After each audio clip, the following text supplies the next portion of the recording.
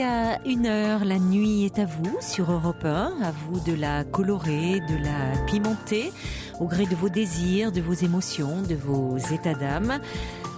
Vous serez chaleureusement accueillis au 39-21 par Paul et Jeanne, ainsi que Philippe Chartier qui réalise l'émission. Et si un témoignage fait écho à votre histoire, eh bien vous pouvez vous exprimer à tout moment par SMS au 7 39 21 en commençant vos messages par le mot nuit, par mail sur le site europe1.fr et puis n'hésitez pas à nous rejoindre au 39 21. Jusqu'à 1h, nous sommes ensemble et en direct. Europe 1, Caroline Dublanche. Bonsoir Françoise. Bonsoir Caroline. Bonsoir. Pardon. Je vous écoute Françoise, vous êtes à l'antenne. Oui, j'ai téléphoné parce que j'ai écouté l'émission d'hier où il y avait décidément deux personnes qui étaient avec des hommes qui étaient fuyants, on peut le dire, disparaissaient 8 jours, donnaient pas de nouvelles, revenaient, repartaient. Oui, c'était un peu une thématique hier, hein, c'est vrai. Oui, c'était vraiment... et alors vraiment, là, je suis tombée en plein sur mon cas. Seulement, moi, malheureusement, je suis pas comme ces jeunes femmes qui sont jeunes. Moi, je suis plus âgée, j'ai passé 60 ans, j'ai été mariée 36 ans, avec plus ou moins de bonheur. Je peux dire 15-16 ans d'un bonheur parfait. Et puis après, bon, ça s'est gâché par ma faute aussi. Hein, c'est la faute de tout le monde, vous savez. Et puis là, mon mari était parti pendant 1 an et demi. J'ai voulu qu'il revienne. Il est revenu. Il était parti avec une autre femme? Qu'est-ce que... Oui, c'était spécial parce que c'était une femme spéciale. Alors, il ne pouvait pas habiter avec elle. Donc... il avait pris un appartement. C'est curieux. Qu'est-ce que vous voulez dire par femme spéciale? Elle était mariée de son côté? Non. C'était une péripatéticienne. Mm-hmm. Alors, ceci lâché. Alors, évidemment, nos affaires, très, très, très, très belle situation. Dans des coups comme ça, les affaires... Périclite, les associés, tout ça, enfin, ça fait pas de bien. Et puis il est revenu, mais finalement nous avons été obligés de laisser l'endroit où nous étions. Et puis depuis 97, ça s'est plus arrangé parce que moi j'en ai tellement voulu d'avoir eu cette liaison pendant 5 ans, que ça ressortait tout le temps. Et puis, j'ai bu, ma fille a été très gravement malade. Et puis, alors, il a commencé partir, revenir. Et actuellement, vous en êtes où avec lui? Alors, actuellement, moi, je suis dans un appartement, dans une grande ville, où ma fille est médecin. J'habite seule dans l'appartement. Il vient 2 fois par semaine. Il vient le mardi, il vient le jeudi. Alors, parce qu'on a essayé de se raccorder par un psychothérapeute, mais ça n'a pas marché du tout. On a essayé. Moi, ça m'avait donné de l'espoir. Et puis, qu'on comprenne enfin, et puis que ça s'arrête, que, vous voyez, je veux dire. Mais là, bon, ça n'a pas été le cas. Mais quand il vient, là, 2 fois par semaine, le mardi et le vendredi, qu'est-ce qui se passe entre vous? Enfin, il vient pourquoi, ou juste? Pourquoi? Parce qu'il est consultant, et que nous avons travaillé ensemble tout le temps. D'accord. Toute notre vie. Oui. Pas dans autre chose, mais toute notre vie. Alors, il a besoin de moi. Vous l'aidez par rapport à son travail. Il continue, donc il continue à exercer en tant que consultant. Mais et vous travaillez parce ensemble. qu'il était très fatigué. D'accord. Et il continue avec moi parce que la juriste, plus ou moins, c'est moi. D'accord. Oui, et donc il continue avec moi. Seulement moi, ça m'a mis dans un état épouvantable parce que j'avais perdu 10-12 kilos. mais depuis un an, qui disent qu'il allait peut-être rentrer. Ça arrive, hein. 36 ans, c'est pas, comment dire, on fait pas 36 ans de mariage sans nuage, sans à-coups, hein, dans certains couples. Mais je pensais qu'il rentrerait. Et quand j'ai vu que, non, il fallait que je le raccompagne et qu'elle allait faire 30 kilomètres pour aller habiter avec une autre bonne femme, que je voyais ni le samedi, ni le dimanche, ni les fêtes, grâce à vous, un petit peu, aujourd'hui, je lui ai expliqué. Je lui explique tout le temps. Je lui dis, cette situation n'est pas possible. Lui, il veut pas divorcer, moi non plus. Ça nous avancerait pas à grand-chose. Et cette situation n'est pas possible. Mais j'ai pu lui dire aujourd'hui plus calmement. Et j'ai entendu une émission à la radio, c'était exactement ça. Et j'ai dit, c'est toujours ce que je te dis. Tu agis avec mépris envers moi. Parce que, comment tu peux dire ça et tout. De temps en temps, mais c'est pour toi que je viens à Lyon. Passons. Mais vous pourriez vouloir conserver ce lien, après tout, où vous continuez une relation professionnelle ensemble avec faite d'estime réciproque, même si vous n'avez plus de lien affectif par ailleurs. Mais lui, j'ai bien compris, il y a un intérêt parce que il continue à exercer en tant que consultant et c'est vous qui avez plutôt une formation de juriste, me dites-vous. Oui, mais vous, quel intérêt y avez-vous? C'est ça que j'aimerais comprendre. Alors moi, d'abord parce que c'est un bouleversement dans ma vie de me retrouver toute seule, j'aurais jamais pensé ça. Et puis, je m'ennuie. J'ai toujours travaillé. Oui. Je m'ennuie, alors je m'occupe d'une association, là. Et puis, je vois 2 fois par semaine. Et puis, finalement, il me reste que les week-ends qui sont vide et morne. Hein. Voilà, oui, mais c'est ça. C'est-à-dire que, alors, est-ce que le fait de maintenir un lien avec lui vous empêche peut-être d'envisager votre vie autrement? Parce que c'est-à-dire, ma vie autrement, j'ai beaucoup de mal à l'envisager. Je me sens plus d'être avec un homme, je veux pas le dire faire la cuisine, moi j'ai un poste promoteur, c'était pas trop ma spécialité, donc je me sens pas de me remettre dans une chose comme ça. Je sais que ça me fera beaucoup de mal si je le vois plus. Et d'un autre côté, ça me fait du mal quand je vois, parce que quand je vois, ce soir, je le ramène au train après le bureau ou quoi, et après, moi, j'ai tendance à boire, et ça m'a fait grossir. Et c'est pas bon. Oui, mais vous vous alcoolisiez depuis son départ? Oui, en fait. Oui, mais parce qu'il y a beaucoup de... Vous lui en voulez à cet homme, il y a beaucoup de colère rentrée. Donc finalement, vous la retournez contre vous. Quand même, il y a beaucoup de colère. Est-ce que vous avez des liens en dehors de ces 2 jours par semaine où il vient pour son travail? Est-ce qu'il vous arrive de déjeuner ensemble, de dîner ensemble, de partager des liens, un peu compte tenu de ces années de vie commune que vous avez passées ensemble, où vous pourriez garder de l'affection et de l'estime? Quand il vient le mardi, le vendredi, on déjeune ensemble, oui. Et est-ce que là, il est agréable avec vous? Est-ce qu'il est gentil avec vous? Oui, il est plus agréable avec moi que je suis gentille avec lui. Et je veux dire, puis si je suis de bonne humeur et tout, comme il y a un tel passé derrière nous que on peut arriver à rire même. C'est ça qui est bon.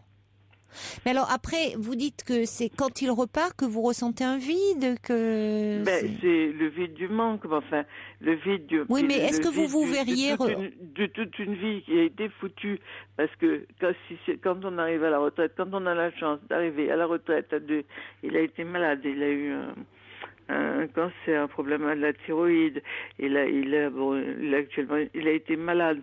C'est le moment de se retrouver à 2. Et de se retrouver, de profiter de la vie un petit peu. Mais vous lui avez dit que vous souhaiteriez, vous Mais oui, je lui ai dit. Et lui ne souhaite pas? Mais lui, ne souhaite pas. C'est exactement ce qui était dit dans le. Non, mais qu'est-ce qu'il dit, lui? Je sais pas. On peut jamais dire ce qui arrivera. Des fois, je dis, mon Dieu, qu'est-ce que je fais? Et puis, des fois, là, j'ai la paix. Quelqu'un qui prend pas de pilule, parce que moi, je prends des Oui, mais enfin, vous êtes dans une attente. Le problème, c'est cette attente qui vous ronge. Et au fond, il faudrait arriver à trouver des satisfactions dans ce compromis, dans cet entre-deux que vous avez mis en place. Parce que il n'est pas là que pour le travail. Vous arrivez à passer des moments agréables. Vous dites même, il y a de la complicité qui persiste entre vous. Il y a de la complicité dans le travail, c'est sûr. Au bout de tant d'années. Hein. Bon, alors à côté de cela, à côté de ces jours où il vient, c'est-à-dire que vous, il faudrait que votre vie, elle ait un peu plus de sens, que vous trouviez à... Vous voyez, parce que si vous êtes dans cette attente d'à nouveau de vie commune, que vous rêvez ou vous vous dites là, ça serait bien qu'on soit ensemble, un soutien l'un pour l'autre, ça vous fait souffrir. J'en suis plus là, mais ça me fait souffrir rien que de le voir maintenant. C'est-à-dire que maintenant... Mais il faut plus le voir alors. Voilà. Mais est-ce que vous serez plus heureuse si vous ne le voyez plus, pensez-vous? Je sais pas. Oui. Franchement, je sais pas. Mais peut-être que je ne boirai plus du tout. Peut-être, comme j'avais fait pendant quelques mois. Attention de ne pas mettre ça que sur le dos de cet homme-là, parce que on n'arrête pas comme ça de boire, en même temps, Françoise. Voyez, c'est peut-être que là vous cherchez une cause, mais qu'il y a un problème qui est plus profond. Est-ce que vous vous sentez déprimé? Est-ce que... Mais il est évident qu'on se sent déprimé quand votre mari me sent. Enfin, puis c'est des façons d'être. Non, mais attendez, Françoise, vous êtes en train de ressasser quelque chose. Vous dites c'était en 97 qu'il est parti, hein? Non, en 2000. Qu'est-ce que vous m'avez parlé de 97? On est parti de nous étions. Non, c'est en 2008, 2010. Bon, tout à l'heure, j'ai pas compris pourquoi vous me parliez alors de ces années fin 90. Bon, écoutez, je crois quand même que là, comme le dit Guy, vous vous raccrochez un peu à une chimère. Oui. Et vous, bon, que ça a été difficile pour vous, le fait qu'il soit parti, il n'est pas vraiment revenu, mais vous arrivez quand même à garder, vous n'êtes pas en train de vous déchirer, vous gardez de l'estime, de l'affection l'un pour l'autre, une complicité, c'est déjà pas si mal après toutes ces années de vie commune.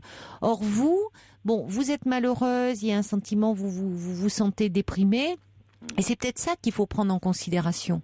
Parce que pour le moment, je ne sais pas si le fait de ne plus le voir du tout vous permettrait d'aller mieux. Peut-être que vous vous ennuieriez encore plus, que vous diriez que vous avez encore plus raté votre vie que vous le dites actuellement. Oui. Donc, vous voyez, il faudrait peut-être prendre en considération le fait que vous êtes dans une difficulté, alors liée au fait que vous avez mal accepté la séparation de votre couple, mais pour autant, quelles qu'en soient les raisons, vous souffrez. Et qu'il faut la prendre en considération, cette souffrance. C'est sûr. Je souffre, et puis alors, financièrement, c'est pas la même chose. C'est bien qu'on s'appauvrit quand on se sépare. Oui. Surtout les femmes. Comment? Surtout les femmes. Oui, parce que, je sais pas, le mari va chez une autre femme, je sais pas. Non, pas forcément, non. C'est parce que statistiquement, les femmes, le salaire des femmes est moins élevé que celui des hommes. Quand elles travaillent, là, et alors en plus... Parce que j'avais plus d'argent, moi, de famille que lui. Bon, en tout cas, on voit bien que vous n'acceptez pas cette séparation, vous la subissez. Alors, vous avez ce compromis, mais qui ne vous satisfait pas vraiment, au point de dire que même si vous passez des bons moments ensemble, peut-être qu'il vaudrait mieux ne plus le voir du tout. Peut-être. Oui. Mais si vous voulez de dire que si vous ne le voyez pas du tout, c'est ce qui va vous permettre d'arrêter de vous alcooliser, je n'en suis pas sûre.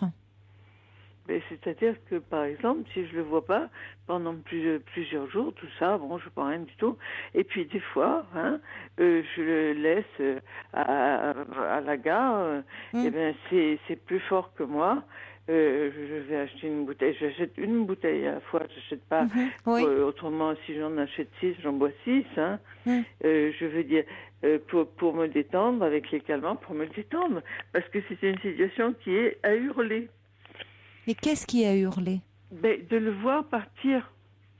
Oui, vous n'acceptez pas après de le voir repartir de son côté. D'avoir travaillé avec lui, par exemple, que ça ait bien marché. Quand on a l'habitude de travailler ensemble, des fois, bon, on avait fait un travail satisfaisant, on allait dîner, enfin, ou on allait au cinéma ou quoi. Là, c'est pour qu'il monte voir une autre bonne femme. Parce qu'il est toujours avec cette autre femme. Quand il part, il va voir quelqu'un d'autre, vous pensez? Mais il habite.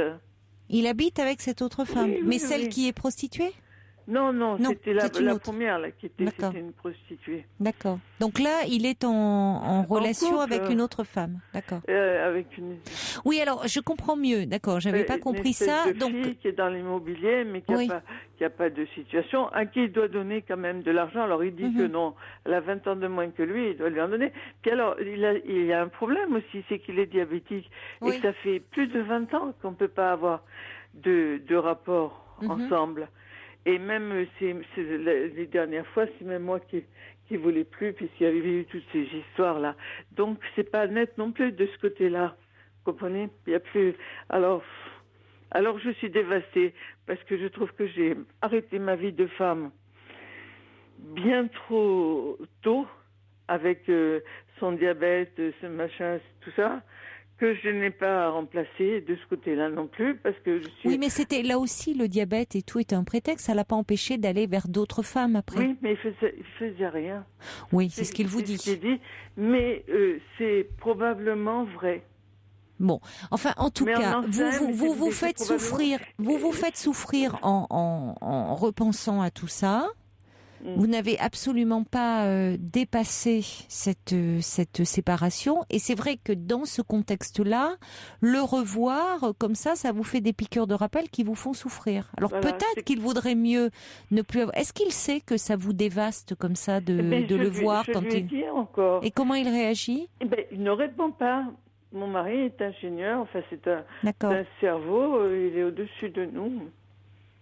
Oui, enfin bon, écoutez, qu'il soit ingénieur, c'est une chose, mais est-ce qu'il se rend compte de la souffrance dans laquelle ça vous plonge parce que lui, il repart dans son autre vie, mais vous vous retrouvez face à votre solitude et c'est insupportable.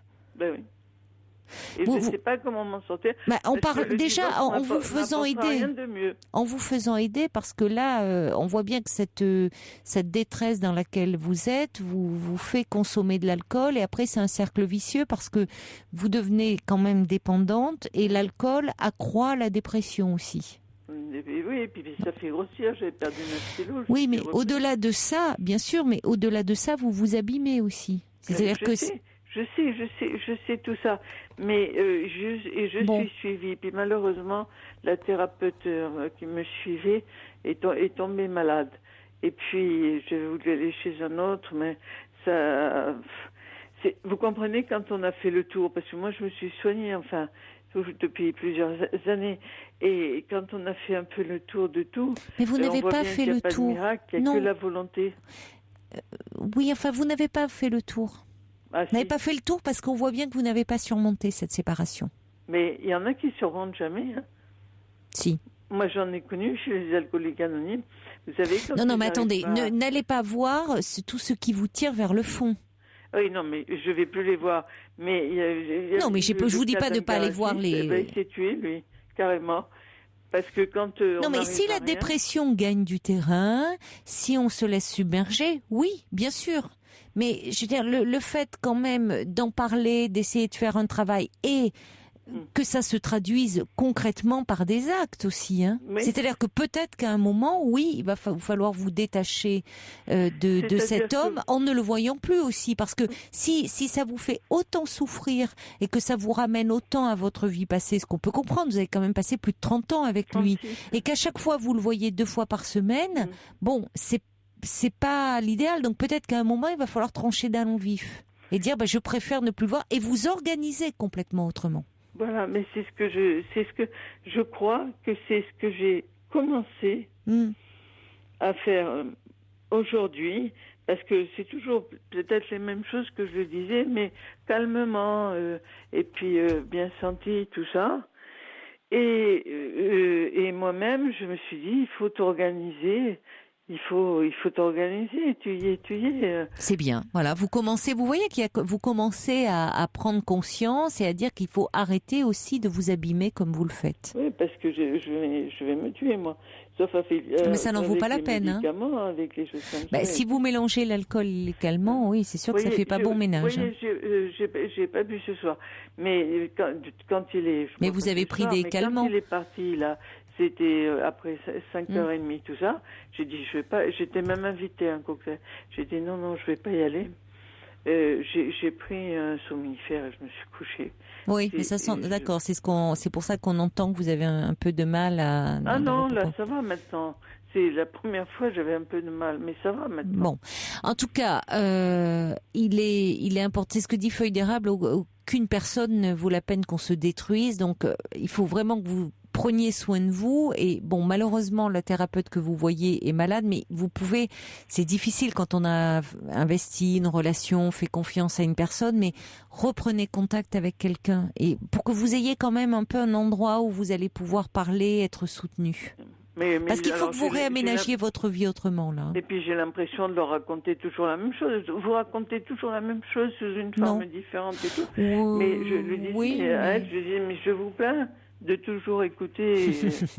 Oui, mais c'est son métier. C'est-à-dire qu'à un moment, vous savez, il faut beaucoup se répéter pour finir par s'entendre et arriver à dépasser quelque chose. Il y a des situations qui nous sidèrent un peu, où on a du mal à élaborer, où on se répète beaucoup. C'est vrai dans une thérapie, mais c'est pas elle qui est à plaindre, c'est pas votre thérapeute qui est à plaindre, c'est vous là pour le moment qui êtes englué dans cette souffrance. Donc il faut beaucoup en parler. C'est vrai, parfois beaucoup se répéter, comme vous dites. On raconte la même chose, mais sous des formes différentes. On parle finalement d'abandon, c'est la même thématique qui se dégage. Et pour finalement, à un moment, se décoller de ça. Il y a un moment où on sent que ça se décolle, on prend un peu du large par rapport à sa souffrance et on se sent un peu plus léger. Et on s'organise mieux matériellement. Oui, tout à fait. C'est-à-dire qu'après, ça va se traduire en actes. Ce que pour le moment, vous n'arrivez pas à faire. Je devrais, moi j'ai encore des prêts pendant 2 ans, mais je devrais, vous voyez, m'en sortir, mais me sortir bien agréablement, même en gardant mon grand appartement. Alors on a une maison à la campagne dont on ne profite pas, évidemment.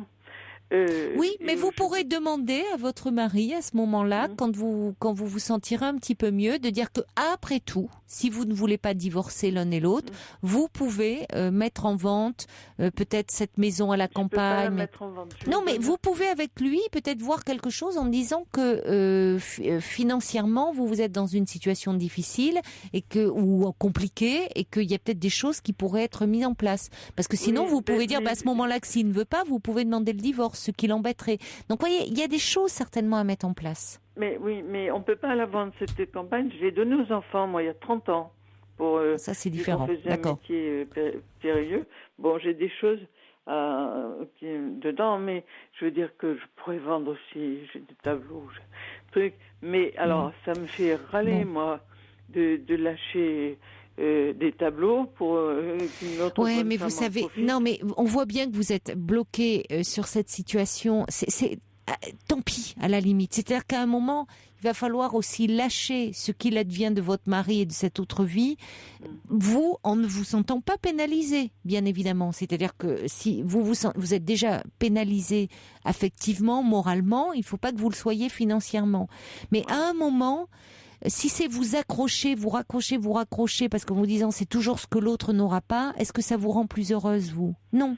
Non. Bon, alors l'important, c'est qu'il faut que vous tendiez à être plus heureuse, à vous faire la vie un peu plus douce. C'est ça. Et après, tant pis, ce qui vit de son côté, ce qui vit pas, c'est pas votre problème. Votre problème à vous, c'est de tout mettre en œuvre pour aller mieux et pour surtout ne pas vous détruire. Bon courage en tout cas, Françoise. Au revoir. Caroline Dublanche sur Europe 1. Pour intervenir dans l'émission, appelez le 39 21 34 centimes la minute. Pour Pour dialoguer avec Caroline Dublanche, envoyez nuit suivi de votre message par SMS au 739 21, 65 centimes plus coût d'un SMS. Europe 1. Bonsoir Sophie.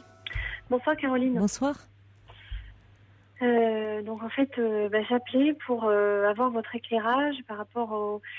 Enfin, essayer de comprendre, même si j'ai certains éléments de réponse, parce que j'ai pas mal réfléchi, mais pourquoi je n'arrive pas à me sortir, à tourner la page plus exactement, après une relation avec un homme dépendant affectif, séducteur, et qui n'arrive pas à s'impliquer dans la relation, quoi. Sachant que c'est un peu la deuxième fois que ça m'arrive, donc ça m'interroge un petit peu, quoi.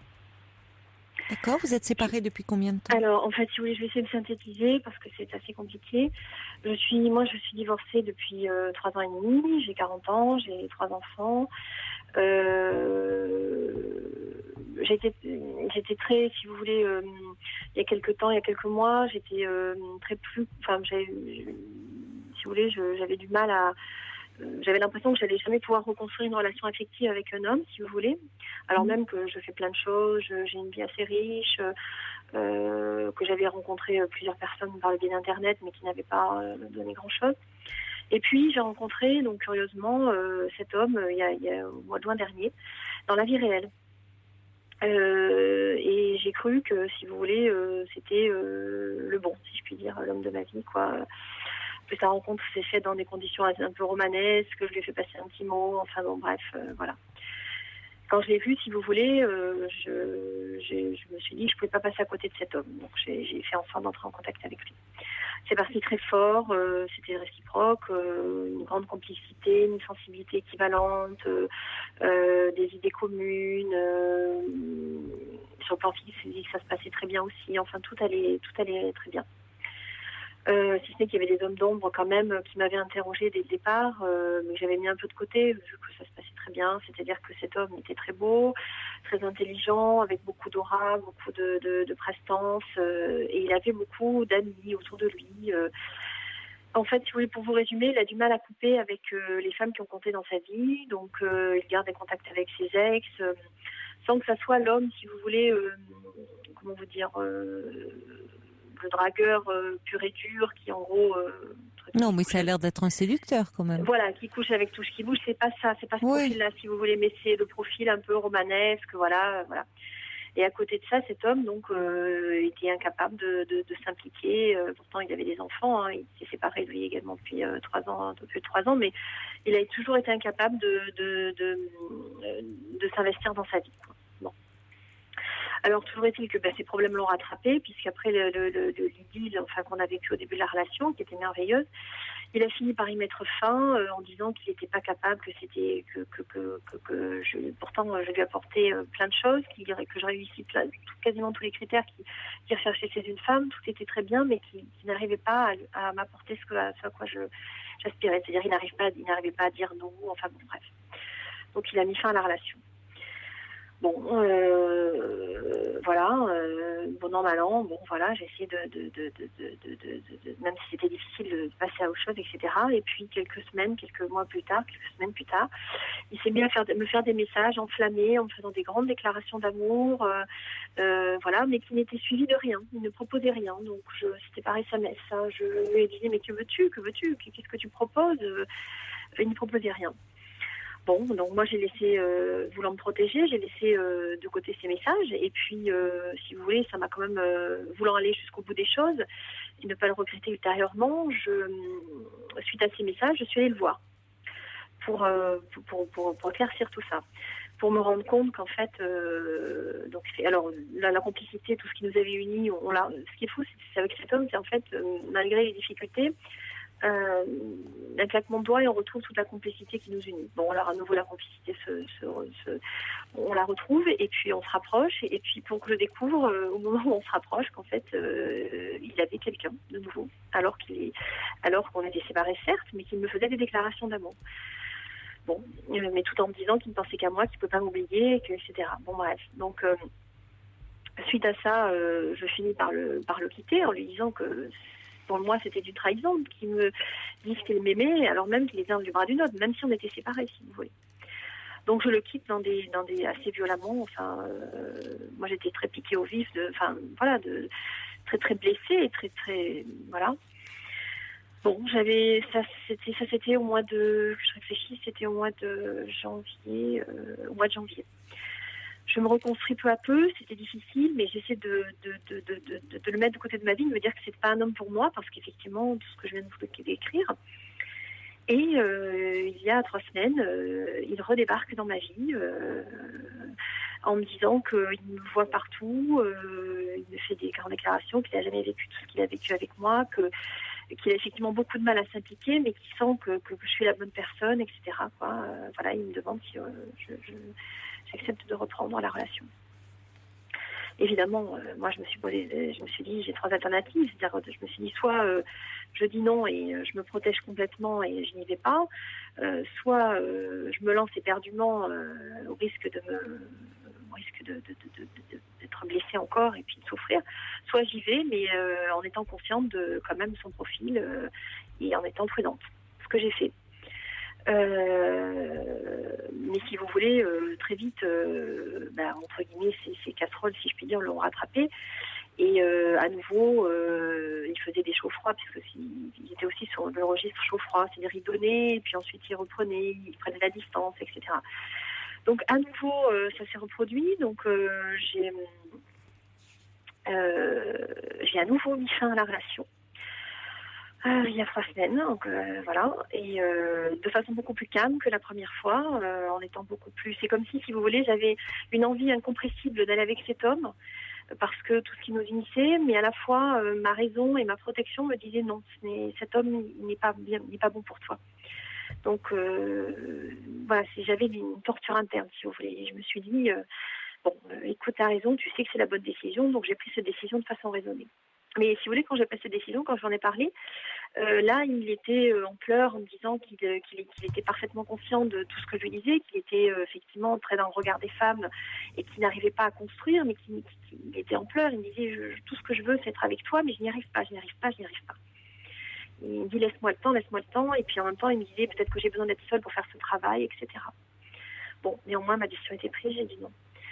Et puis, si vous voulez, autant la première rupture, j'étais restée sur la trahison par rapport à cette femme, autant cette deuxième rupture, comme il m'avançait ce discours en me disant j'ai besoin d'être seule, si vous voulez. Oui, mais enfin, c'est complètement incohérent.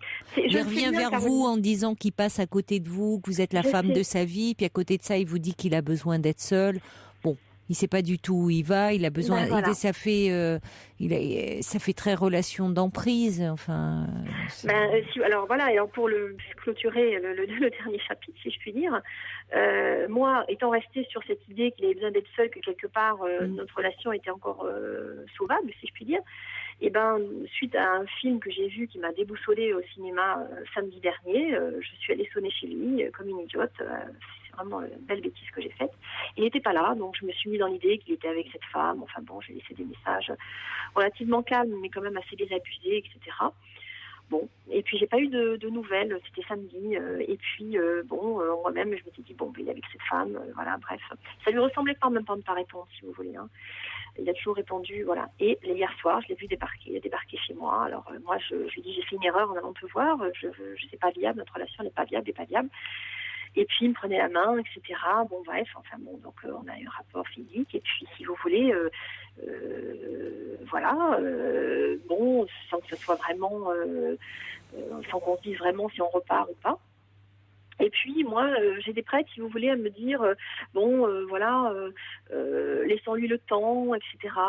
Mais le temps de quoi ? Le temps de quoi, je ne sais pas, Caroline. Voilà. Et puis, si vous voulez, pour clôturer, pour me rendre compte que, en fait, il avait repris, sans doute pas jusqu'au rapport physique, je pense, mais il avait repris contact depuis 3 semaines avec cette précédente femme. Donc, pour vous résumer, si vous voulez, c'est un homme qui ne peut pas vivre sans le regard des femmes. Qui est incapable de... J'ai compris pourquoi il ne peut pas vivre, pourquoi il ne peut pas construire. Parce qu'en fait, quand on construit, quand on s'engage avec quelqu'un, c'est qu'on choisit cette personne et qu'on en exclut d'autres, nécessairement. Et comme il ne peut pas, viscéralement, il est construit comme ça, il ne peut pas exclure les femmes qui ont compté dans sa vie, puis n'importe quelle femme d'ailleurs, qui si peu qu'il ait une relation un peu intense. Oui, mais elles sont toutes interchangeables pour lui, finalement. Il a sa cohorte de femmes. Oui, mais enfin, bon, il est complètement largué. Il ne sait pas ce qu'il veut. Il est complètement largué, tout à fait. Mais en même temps, si vous voulez, je sais que notre relation a été forte pour lui. Je sais qu'il est torturé parce que, bon, quelque part, malgré tout, il est sincère dans son discours, si vous voulez, mais ses actes, je ne suis pas. Quoi. Oui, enfin, il aime surtout être aimé. Bon. Voilà. Et si vous voulez, ça m'énerve parce que, vous voyez, je suis consciente de tout ça. Je le suis, je sais parfaitement. Mais comme cet homme, j'ai cru honnêtement, Caroline, rencontrer la complicité. Oui, mais parce qu'il vous renvoie ce que vous avez envie de voir. C'est-à-dire que c'est le propre du séducteur. C'est-à-dire que ça... il brille, il vous fait briller aussi avec d'être à ses côtés. Non, parce que quand même, on a une sensibilité équivalente, on a plein de choses en commun, on a des... Vous êtes sûre ? Quand même, Caroline, parce que si vous voulez, moi, ça m'interroge, si vous voulez, sur la vie et tout, parce que sur ma relation aux hommes, parce que je rencontre par le biais de sites, etc., des hommes, et jusqu'à présent, après lui, je n'arrive pas à rencontrer des hommes intéressants. Oui, non, mais cet homme semble surtout aimer l'amour qu'on lui porte. Oui, je sais bien. Oui, ça je le sais, je lui ai dit, effectivement... mais moi, je me demande pourquoi est-ce que je le sais, ça. Je le sais pertinemment. Et là, maintenant, je vais vous dire... Mais parce que ça vous valorise. C'est aussi une histoire où c'est un homme à femme, il est entouré de plein de femmes, et c'est à un moment, il y a un côté gratifiant d'être avec un homme... Enfin, gratifiant en apparence, qui est l'homme de toutes les femmes, et c'est avec vous qu'il est. Enfin, jusqu'à quel point il échappe toujours. Il échappe toujours et finalement, comme vous dites, il ne clôt jamais ses relations parce qu'il a besoin d'avoir sa cour, il a besoin qu'on lui renvoie une image favorable de lui-même. Parce que le séducteur, au fond, ne s'aime pas, donc bon. Oui, il a besoin qu'on lui renvoie cette image-là. Alors maintenant, pourquoi vous accrochez à un homme comme ça ? Parce que ça rejoint des aspects de votre problématique à vous aussi. Oui, sans doute. Oui. C'est pour ça que vous vous accrochez autant, certainement. Mais maintenant, comme dit First Lisa, il faudrait peut-être arrêter de réfléchir à cette relation et pourquoi, du comment et le fonctionnement de cet homme et vous sauver. Non, honnêtement, là, depuis quelque temps, je réfléchis plus, Caroline. Oui, enfin, vous dites ça, mais si, vous êtes, c'est toujours la même histoire. Ça fait 3 fois quand même que ça se répète et c'est toujours le même coup. Et bon, donc oui, il vous échappe, mais comme il échappe à tout, parce qu'il il aime l'amour qu'on lui porte, voilà, et la bonne image qu'on renvoie de lui-même. Mais dans les faits, il est totalement paumé et incapable de s'engager. Je le sais. Bon, donc si vous le savez, pourquoi vous accrochez-vous ? Oui, non, mais je sais bien, si vous voulez, mais c'est vrai que je comprends pas pourquoi, justement, je m'accroche. Mais parce que, essayez de lâcher aussi. Arrêtez de vouloir comprendre. C'est-à-dire que cet homme, il est dans un fonctionnement où il a besoin d'avoir comme ça sa cour de femme, de mesurer qu'il plaît. Et vous, vous êtes sorti d'une relation où vous n'étiez pas très bien depuis votre divorce. Et les séducteurs, en ce sens, sont dangereux parce qu'ils vous donnent l'illusion d'apporter tout ce que vous désirez sur un plateau. Mais en fait, ça tourne autour d'eux essentiellement. On a perdu Sophie. Bon, on va enchaîner avec... Il y a quelqu'un c'est Elena qui dit courage, fuyez. Et puis quelqu'un aussi qui dit il faut fuir cet homme. J'ai connu la même situation alors qu'il avait déjà retrouvé quelqu'un. Ce sont des hommes qui ne cessent de répéter le même schéma en voulant tout et finalement rien. Femme de sa vie, non, je pense femme idéale. C'est ça, on est dans un idéal de l'amour. On voit bien d'ailleurs, on ne sait pas vraiment. Sophie nous parlait de ce film qu'elle était allée voir et où suite à ce film elle a été le rejoindre. Ça fait très scénario de film, je trouve. Finalement, il y a quelque chose comme ça où on n'accroche pas, on ne sait pas quelle est la rencontre entre 2 personnes réelles. On a l'impression que chacun se raconte une histoire, ce que pourrait être l'amour, ce que devrait être l'amour. Mais est-ce qu'ils le vivent au fond ? Je ne crois pas.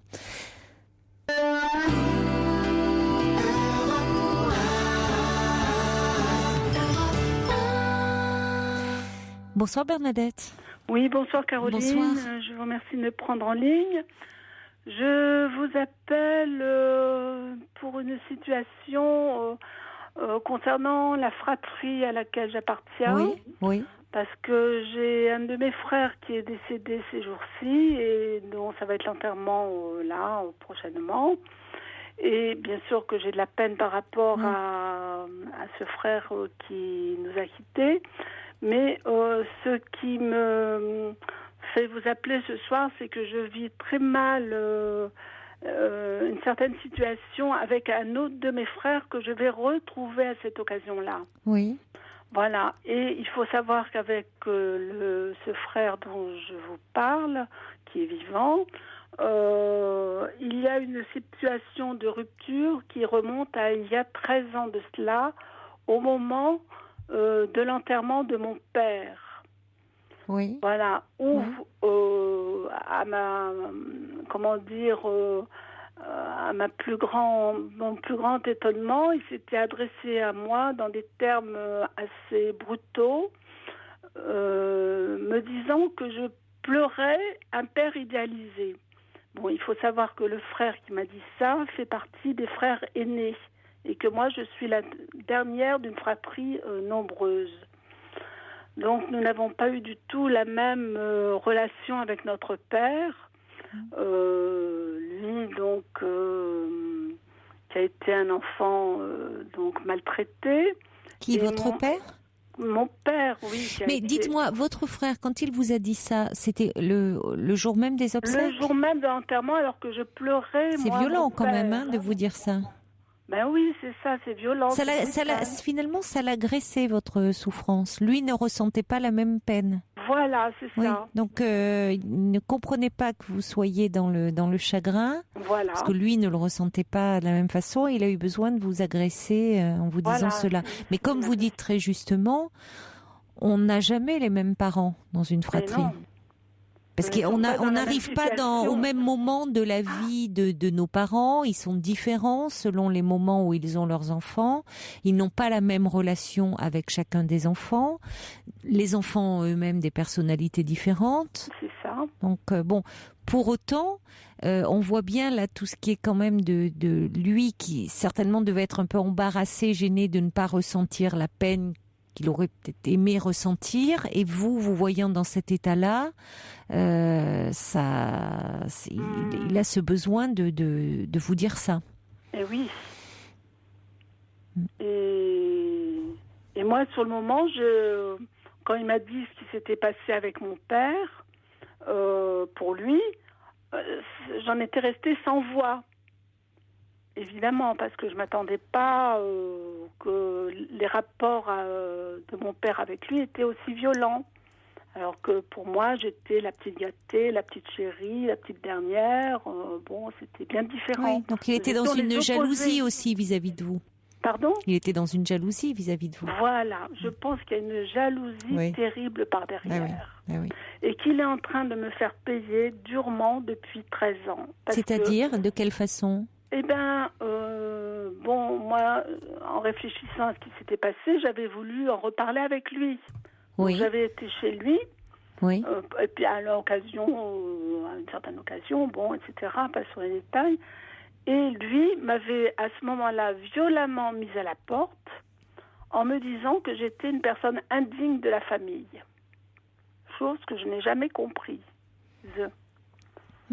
Et depuis, il me renie, il m'ignore complètement. Et moi, je suis atterrée de savoir que je vais avoir ce frère-là à nouveau dans une situation de deuil. Ça vous angoisse, bien sûr. Oui. Ça me déstabilise parce que je ne sais pas quel peut être ce type de comportement. Étant donné que ce frère-là, j'essaie de le comprendre, il avait... et moi-même également, un frère juste avant lui, mais juste qui le précédait, qui est décédé déjà, et le frère que nous allons enterrer, et le frère qui le succède. Donc, ça va remettre dans une situation de deuil où, là, j'ai vu que quelque part, ses nerfs lâchaient, quoi, et qu'il s'en prenait à moi. Donc moi, je suis... c'est toujours vous le bouc émissaire pour lui, parce que vous êtes d'une grande fratrie, mais c'est toujours à vous qu'il s'en prend. Depuis depuis le décès de mon père. Oui, parce que vous étiez un peu la préférée de votre père. Oui, c'est ça. J'étais la protégée. Ouais. Eh oui. Et maintenant, voilà. Il faut que je fasse face. Et comment réagissent vos autres frères et sœurs? Est-ce qu'ils ont été au courant? Est-ce qu'ils savent qu'il s'en prend à vous comme ça directement? Alors moi, j'en ai parlé à quelques-uns. Oui. Qui m'ont écouté et qui m'ont dit mais qu'est-ce que tu veux qu'on te dise? Et puis c'est tout. Donc c'est. Oui, donc il reste assez passif. Oui, il reste passif. Ben oui.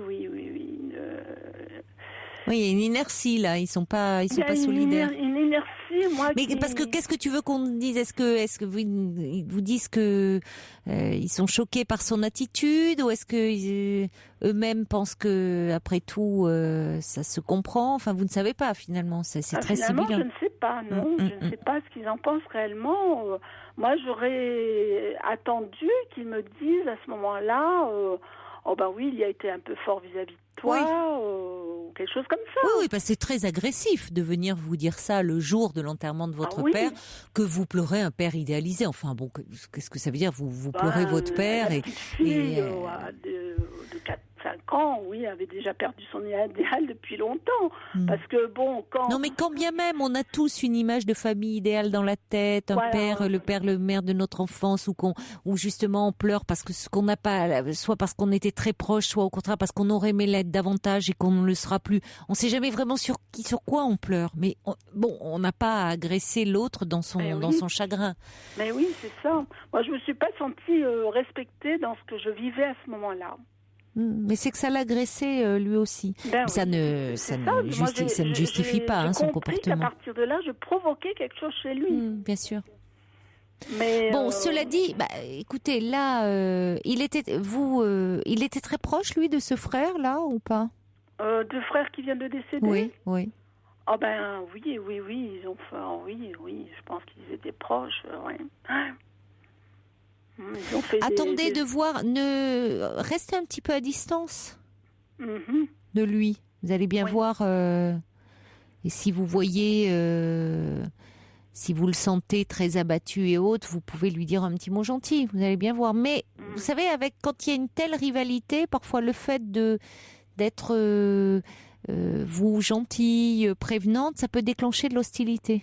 Parce que ça le ramène à ça. Voyez, jusque-là, j'étais trop gentille vis-à-vis. C'est possible, parce que s'il a beaucoup d'agressivité et de jalousie vis-à-vis de vous, plus vous allez vouloir être gentil. Et c'est souvent ça, quand il y en a un qui est le préféré d'un des parents. C'est pas une position facile, parce que du coup, il sent qu'il y a un sentiment d'injustice par rapport aux autres frères et sœurs. Donc, il cherche à réparer, à compenser en étant très très gentil avec les frères et sœurs. Enfin, et ça ne peut faire qu'activer, attiser la jalousie.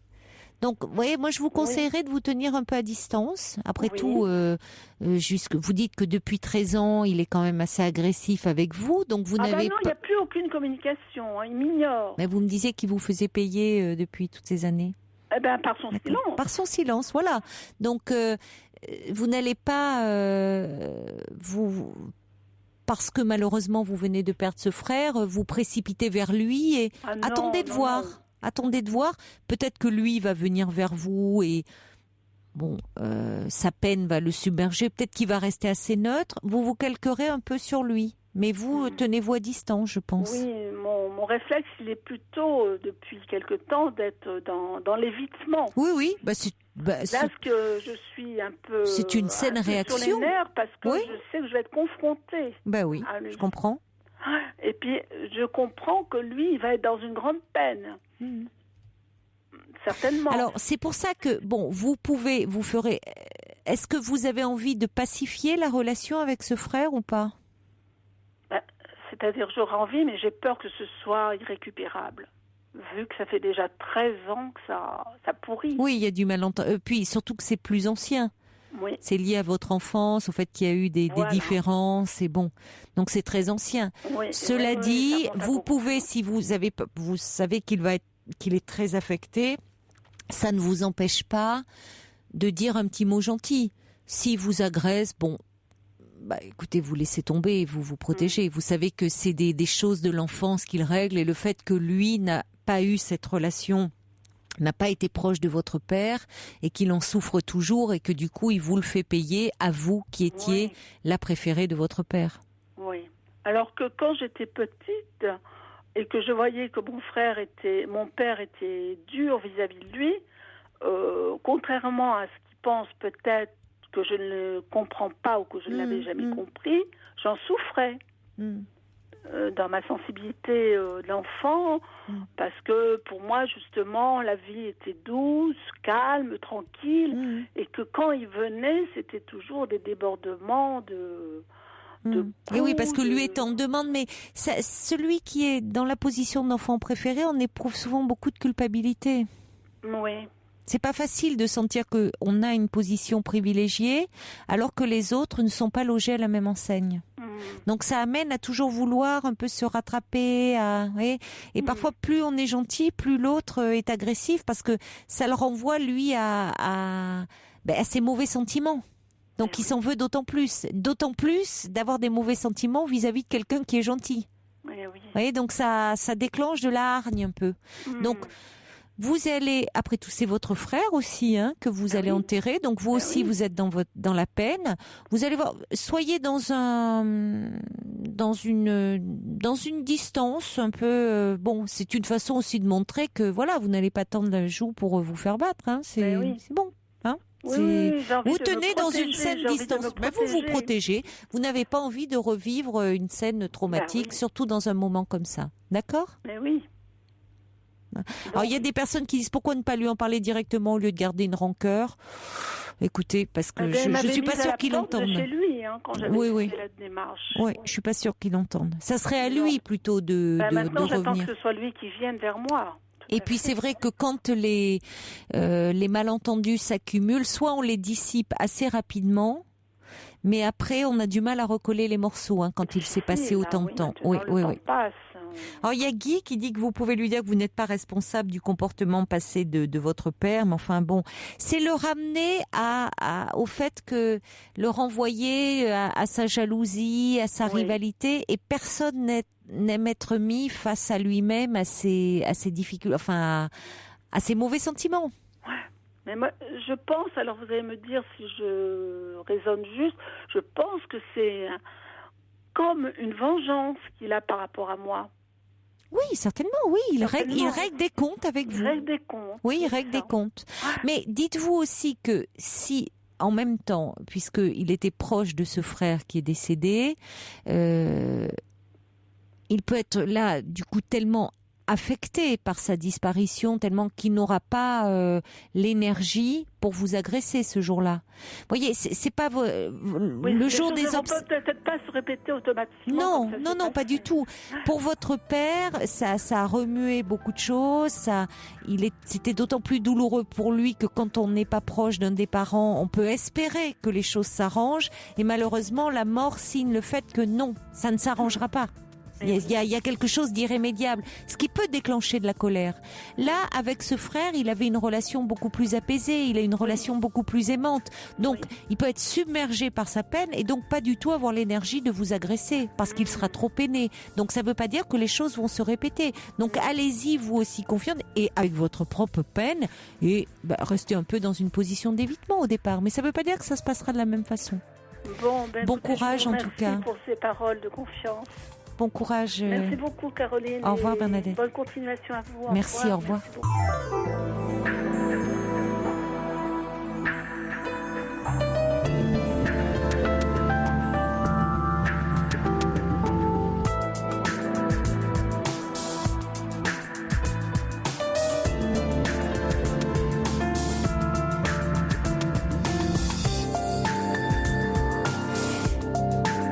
Parti pour une deuxième heure de direct, d'échange, de confidence, d'émotion. Au 39 21, où vous pouvez me parler de vous en toute liberté et sans tabou, et également par mail sur le site europe1.fr, ainsi que par SMS au 7 39 21, en commençant vos messages par le mot nuit. Alors il y a Jeff qui m'envoie un petit mail justement à propos du témoignage de Sophie qui dit un peu naïf quand même les femmes, non hein, on prend, on jette, on revient, etc. Et puis finalement on accepte tout. Allez, on va écouter un petit peu de musique et après nous accueillerons... On se la remet les amis. Je vois que vous adorez, hein. Vigon, Bami J, Feelings. C'est vrai qu'elle est magnifique cette version là. Mais il y a que Sergio qui dit oh ben non, moi je préfère l'original. Ben vous êtes un peu en minorité là, hein, parce que j'ai beaucoup de messages qui me disent qu'ils adorent. Allez, j'espère que Bertrand Rutilli nous la remettra comme ça un peu le soir. Pour dialoguer avec Caroline Dublanche, envoyez nuit suivi de votre message par SMS au 7 39 21, 65 centimes plus coût d'un SMS. Bonsoir Charles. Bonjour, bonsoir. Vous aimez cette Caroline. version là de Feeling, vous qui êtes tout jeune, vous avez 21 ans? Oui, j'ai 21 ans, je suis chauffeur routier et je vous appelle parce que voilà, j'ai un petit souci avec ma copine. Oui. Et je voulais en parler avec vous parce que je vous écoute depuis un mois déjà et je trouve que voilà, vous parlez bien et je voulais parler avec vous. Bon. Donc je tenais à vous expliquer, voilà, moi ça va faire 6 ans que je sors avec une fille. Donc ça se passait bien, sauf que 3 ans après notre relation, on a cassé. Oui. Et mon ex-copine est partie avec un de mes meilleurs amis. Bon, après, on dit ouais, elle était pas avec moi, ça compte pas, mais c'est quand même un de mes meilleurs amis. Après, il y a un an qui s'est passé, et ensuite, je suis retourné avec elle. On a voulu réessayer, et au final, on a vu que, voilà, c'est pas qu'on a vu, les années passent, et on a l'impression, il y a 3 ans qui sont passés, et je me suis rendu compte que voilà, moi, mon comportement au niveau d'elle avait changé, que je lui en voulais, que c'est vrai que quand je lui parlais plutôt crûment et que je voulais vraiment savoir comment pouvoir résoudre les solutions, s'il y a des solutions à prendre au niveau de ça. Oui, parce que vous lui en voulez qu'elle vous ait trompé avec... Enfin, elle vous a pas trompé, puis c'était au moment où vous étiez séparés, mais le fait que ça soit un de vos meilleurs amis, c'est ce qui est difficile. Vous le voyez toujours, ce garçon ? Non, je le vois plus du tout. Même moi, au début, je disais, elle me disait exactement la même chose. Elle me dit, ouais, mais on n'est plus ensemble et tout, ça compte pas, ça comptait pas, voilà, quoi. Oui, elle ne vous a pas trompé. C'était à un moment où vous étiez séparés. Mais ce qui est difficile pour vous, c'est qu'elle ait eu une intimité avec quelqu'un d'autre, et ce quelqu'un d'autre n'était pas n'importe qui, c'était votre meilleur ami. En même temps, justement, c'était pas n'importe qui. Elle était plus avec vous, mais elle a pu se rapprocher de quelqu'un qui était très proche de vous.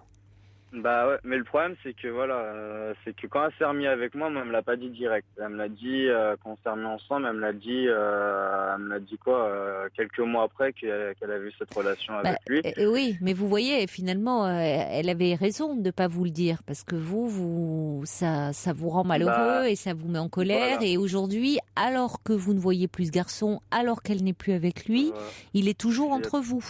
Il y a toujours ça, et même moi, je sais pas, j'ai l'impression, c'est une impression assez bizarre, parce que je me dis, en fait, je lui en fais baver, et elle veut quand même rester avec moi. Enfin, là, c'est fini, mais c'est vrai que ces 3 ans, elle a pas eu de belles années, on est tout le temps en train de se tirer dans les pattes, et moi, il y a ça qui fait ça. Alors pourquoi vous continuez avec elle ? Parce que de 2 choses l'une, Charles, soit c'est vraiment, vous n'arrivez pas à surmonter ça, le fait qu'elle ait eu une relation avec un de vos meilleurs amis, et vous lui en voulez terriblement, et vous vous dites, plutôt que de lui faire payer, il vaut mieux qu'on se sépare, parce que vous êtes malheureux et vous n'arrivez pas à dépasser ça. Ou alors, si vous êtes ensemble, vous n'allez pas continuer à lui présenter l'addition continuellement. Ouais, c'est bien ça le problème. Et moi, en plus, c'est vrai que dans les 3 dernières années où on était ensemble, c'est vrai qu'elle m'a quand même pas mal aidé. Et pour moi, j'ai l'impression de lui être redevable. Et en même temps, elle veut rester avec moi, mais je me dis que c'est pas possible avec ce qui s'est passé. Enfin, c'est pas que c'est pas possible, mais voilà, quoi. C'est invivable. La vie, c'est super dur avec elle. C'est-à-dire que vous vous gâchez le quotidien, ces moments où vous ne voyez même pas qu'elle est revenue avec vous. Donc, vous vous êtes connus quand même, vous étiez très jeune, vous aviez quoi, 15 ans ? Ouais, 16 ans, 15-16 ans. Bon, Donc c'est rare comme c'est une histoire d'amour qui dure aussi longtemps, et c'est un âge où elle a fait une expérience ailleurs, vous aussi peut-être de votre côté? Non, jamais. Non, avant elle, mais sinon quand j'étais avec elle et même pendant l'année où on a été séparés, il n'y a jamais rien eu, quoi. J'ai jamais été voir ailleurs. C'est vrai que sur ça, je suis quelqu'un d'assez droit au niveau de ça. Oui, mais vous pouvez pas dire qu'elle n'est pas non plus, c'est pas quelqu'un de droit, parce que je peux pas dire. Excusez-moi. C'est pas que je peux pas lui dire, mais c'est que je lui fais plus du tout confiance. En fait, c'est ça, c'est que maintenant, dès qu'elle va me parler d'un truc ou quoi que ce soit, moi, je dirais, je vais me faire des films, non. Mais alors, il faut arrêter alors avec elle. Vous pensez vraiment que ouais. Ah ben si c'est pour vous empoisonner la vie, la relation comme ça, en fait. en lui faisant payer continuellement le fait qu'à un moment, alors que vous n'étiez plus ensemble, elle est allée avec un autre garçon, c'est pas possible. Parce que vous êtes avec elle, mais pour lui faire payer. Donc vous n'êtes pas heureux et vous ne la rendez pas heureuse. Donc à un moment, il faut être cohérent. Soit vous arrêtez, soit vous continuez avec elle, mais en disant c'est du passé et elle est avec vous aujourd'hui. Elle est revenue vers vous. Vous ne voyez même pas que, au final, oui, à un moment, elle a eu une relation avec quelqu'un d'autre, mais enfin bon, je veux dire, elle ne vous appartient pas, cette jeune fille, pas plus que vous ne lui appartenez. Et elle fait le choix de revenir vers vous. Et au lieu de ça, c'est pour c'est pour être désagréable avec elle, c'est pour lui faire payer. Voilà. Donc si c'est pour être dans la rancœur et dans la vengeance, quel intérêt? Le problème, c'est que c'est pas non plus tout le temps comme ça. Hein. C'est vrai qu'on s'entend super bien, on est tout le temps ensemble et tout, mais dès qu'on va avoir un clash, ça va être fini, quoi. On va s'en foutre plein la figure chacun. Je vais toujours lui remettre la même chose dans la figure. Alors imaginez que vous restiez ensemble, dans 10 ans, vous allez encore lui parler du fait que quand elle avait 16 ans, elle est sortie avec un autre garçon que vous. En fait, là, maintenant, ce qui se passe alors maintenant, c'est qu'on est séparés. Et elle, c'est pas que je sais pas comment dire, mais. Et pourquoi vous vous êtes séparés là? À cause de ça. Mais parce qu'à un moment, elle en a eu assez. Elle vous a dit, c'est vous qui l'avez quitté? En fait, on s'est pris la tête, et là, ça a débordé énormément. Et là, il y avait un ami à moi qui était là. Et, on s'est vraiment tout dit devant mon ami, alors qu'on n'avait jamais, on n'en était jamais arrivé. Enfin, on avait déjà eu des coups, on s'est déjà engueulé et tout, on a déjà eu des coups de gueule, c'est sûr. Mais à ce point-là, ça n'avait jamais été aussi haut. Parlez bien dans votre téléphone, je vous entends plus très bien là. Voilà. Et à partir de là, ça n'avait jamais été aussi haut. Et moi, c'est vrai que là, je lui ai dit, écoute, au lieu de continuer à se faire à avoir une relation comme ça, qu'on bouffe la figure comme ça pour rien, je lui ai dit, autant qu'on arrête là, quoi. Moi, je suis d'accord avec vous. Si vous n'arrivez pas à surmonter ce qui est une blessure, mais comme dit Brigitte, vous êtes blessé, mais elle ne vous a pas trompé. Ouais, voilà, je suis désolée, c'est-à-dire que vous n'étiez plus ensemble au moment où elle a eu cette relation. Mais comment ça se fait que je le ressens comme ça? Ça c'est. Moi, je sais pas. Vous en faites une blessure d'amour propre maintenant. Hein. C'est vraiment comme si, c'était la trahison suprême, la trahison ultime. Vous pouvez pas pardonner. Vous êtes très tranchant et très intransigeant, comme on peut l'être parfois à votre âge. Avec le temps, souvent, on s'assouplit parce qu'on se rend compte que personne n'est infaillible et que, en plus, vous voyez, on peut à un moment. Vous n'étiez même plus ensemble, et elle ne vous appartient pas. Enfin, je veux dire, elle avait le droit à ce moment-là d'avoir une relation avec quelqu'un d'autre. Bon, il se trouve que c'était. J'aurais peut-être préféré rien savoir aussi, ça, à mon avis. Oui, mais alors elle vous le dit. Vous auriez pu. Je comprends qu'elle vous l'ait dit parce que elle l'aurait appris vous auriez pu l'apprendre par la bande et ça aurait pu être pire. Voilà. Mais enfin, là, vous agissez comme si c'était votre chose. Comme si elle vous appartenait que... c'est un peu parce que pour moi, c'est ma copine. Mais c'est votre copine, mais elle vous appartient pas.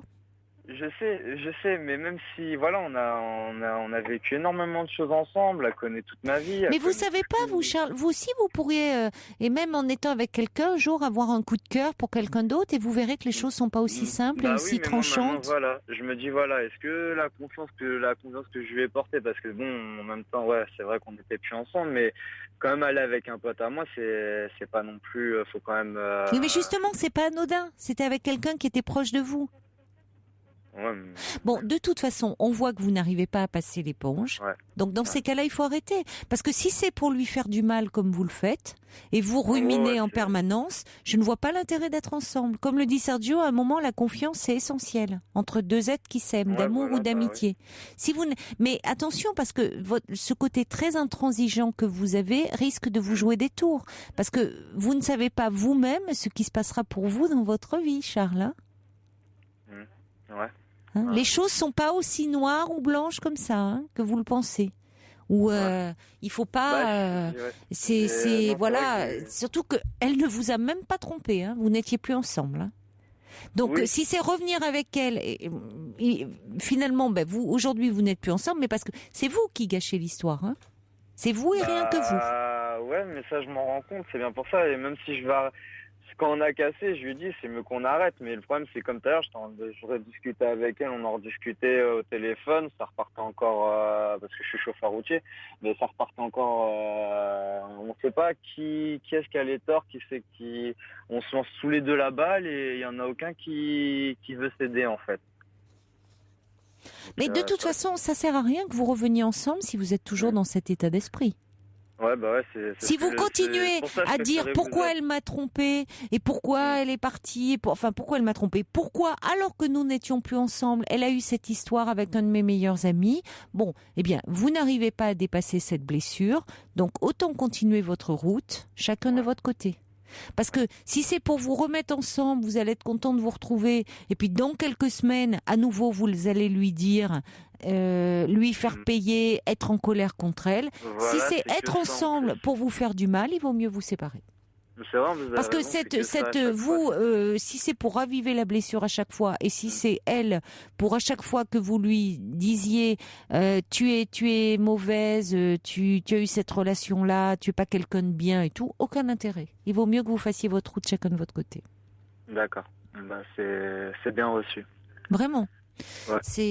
Mais vous, attention quand même à parfois être un peu moins tranchant et vous dire que, vous savez, personne n'est... J'étais pas comme ça, vous savez. Hein. Franchement, c'est depuis qu'il y a eu ça que je suis vraiment quelqu'un... Oui, mais vous aviez 16 ans. Je ne rien passer du tout. C'est vrai qu'au moindre truc, on va dire, elle va me dire un truc qui s'est passé à son travail avec un de ses collègues qui a eu un truc un peu plus osé que d'habitude, direct ça va partir en live. Charles, attention de ne pas vous enfermer dans une jalousie très pathologique. Voilà, et c'est ça le problème, c'est que maintenant, moi, dans ma tête, c'est comme ça. Je me dis, si jamais j'arrête avec elle, mais qu'est-ce que ça va être avec une autre? Je vais peut-être vous pouvez dire, finalement, ma première copine m'a trompé. Donc voilà, toutes les filles peuvent tromper et vous pouvez faire payer aussi l'addition à votre prochaine copine. Donc réfléchissez quand même un peu sur vous-même en vous disant que je veux dire, cette jeune femme, elle a pas commis une faute impardonnable. Hein. On a l'impression là que vous ne vous faites pas confiance. C'est à vous que vous ne faites pas confiance, Charles. Et vous pensez que chaque homme, il y a un rival et qui va vous piquer votre copine. Non, c'est pas comme ça que ça se passe. Parce que vous profitez même pas du fait que vous étiez ensemble. Hein. Je vais vous dire la vérité, ça aurait pas été un pote à moi, je crois même que ça aurait pas été un pote à moi, je l'aurais peut-être moins pris la tête que, j'aurais pas été aussi c'est pas la même chose que si c'est un inconnu.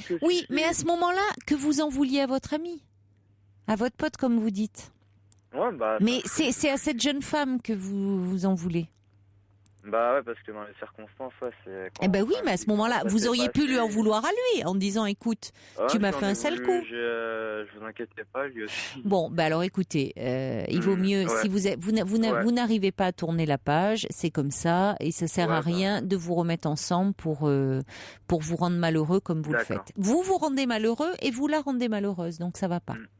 D'accord. Ouais, Vous pouvez pas, comme Ça ça, sert à rien de tant d'années continuer. après, 5 ans après, être toujours dans le même schéma en disant tu as fait ça. Vous voyez, Ouais. on n'est pas ensemble pour se rendre la vie impossible. Donc il faut que Ouais, vous c'est vrai. avanciez et à ce moment-là, si vous n'arrivez pas à avancer, il faut que vous fassiez votre chemin séparément. Bah d'accord. Voilà. Bah ouais, bah c'est ce que c'est ce que je m'étais dit. Mm, mm. J'avais dit j'allais faire ça, j'allais passer à autre chose et voilà. Bon, c'est vrai que ça va faire 6 ans et que au bout de 6 ans, c'est quand même moi, comme je vous disais, elle m'a quand même aidé énormément sur pas mal de trucs et Mais elle tenait à vous, hein. C'est bon, vous, c'est que oui, vous êtes bah bloqué. oui, Vous ouais, continuez à c'est être ça en fait, bloqué. ouais. Ouais, c'est moi qui suis bloqué, mais elle, c'est vrai qu'elle tient à moi, elle. C'est vrai pour ça, elle tient à moi, elle me Vous, l'a vous êtes, encore c'est dit ce que là. quelqu'un dit, vous êtes en stand-by, vous êtes resté bloqué sur ça, vous n'arrivez pas à démordre, la vie n'a pas repris son cours, vous êtes toujours bloqué sur elle. Bon, écoutez. Mais le pire, c'est que je m'en suis rendu compte, mais vraiment, il y a pas longtemps, quoi. Parce que c'est vrai qu'à un moment, j'arrêtais pas de me rendre compte que à chaque fois, je lui remettais cette histoire dans la figure. À chaque fois, dès que c'est elle, elle m'a dit, ouais, mais t'es toujours resté sur ça, Ah t'as oui, toujours oui, pas. oui. Et comme je lui ai dit, c'est vrai quand elle m'a dit ça, ça m'a fait réfléchir et je me suis dit, ouais, non, c'est vrai que. Vous pouvez pas toujours la ramener, c'est insupportable pour elle de dire ah, t'es la coupable, t'es la méchante, c'est pas bien ce que tu m'as fait. Alors vous êtes super clean et elle, elle est pas clean, elle est pas droite et tout. Ça va pas. Bah, On c'est vrai reste que pas, on d'habitude, on reste dit pas que c'est avec plutôt quelqu'un pour l'homme la. qui. Oui, mais il y a Ouais. pas. Attention au cliché. On reste pas Voilà, avec ouais. quelqu'un pour l'accabler en permanence. Si c'est rester Ouais, non, avec je elle pour la comprends. couvrir de reproches, il vaut mieux que vous Non, la bah, laissiez ouais. poursuivre son chemin et que vous poursuiviez le vôtre. Ouais. Bah, je pense aussi C'est ce que parce dit c'est quelqu'un, c'est ce que dit Aurida, il faut savoir pardonner dans la vie. Parce que vous n'êtes pas irréprochable, vous non plus. Vous voyez, là, Oui, vous je êtes un sais. peu le chevalier blanc, vous pensez irréprochable, vous avez été clean. La vie Non, est parce longue, que Charles, et vous ne savez pas ce qui se passera de votre ouais, côté. Donc, vous avez. vous êtes tranchant comme un silex, là. Mais comment on peut l'être à votre âge, où c'est noir ou blanc, où c'est comme ça, où on a plein d'idées reçues sur l'amour, Ouais. sur les autres, sur les gens. Avec l'âge, en général, on s'adoucit, on s'arrondit, on se rend compte que, vous savez, les êtres sont complexes et que, on essaye d'être un petit peu plus indulgent avec soi-même et avec les autres. Ouais. C'est ce que je vous souhaite en tout cas. Ça veut dire que ouais, bon, ok. C'est ce que dit Brigitte. Elle n'a pas trahi votre confiance. À vous de chercher à comprendre l'intensité de votre blessure et essayer de la penser parce que sinon, dans d'autres relations amoureuses, ça va va être un ressurgir problème. ça. Ouais. Ouais. Donc c'est vrai qu'à un moment, il faut savoir pardonner. Sinon, on n'avance pas. D'accord. Bon courage. Merci beaucoup. Au revoir, Merci Charles. beaucoup. Au revoir. Au revoir. Jusqu'à 1h sur Europe 1, Caroline Dublanche. Pour intervenir dans l'émission, appelez le 39 21 34 centimes la minute. Europe 1. Alors, il y a quelqu'un qui me dit, moi je comprends le sentiment de Charles, avoir une relation amoureuse dans le cercle amical proche de son ex est pour moi synonyme d'un grand manque d'éthique. On ne touche pas à la famille ni aux amis, c'est un code d'honneur que je partage. Oui, mais pour autant, je dirais, ils avaient 16 ans, quoi. Il faut un peu remettre les choses à leur place.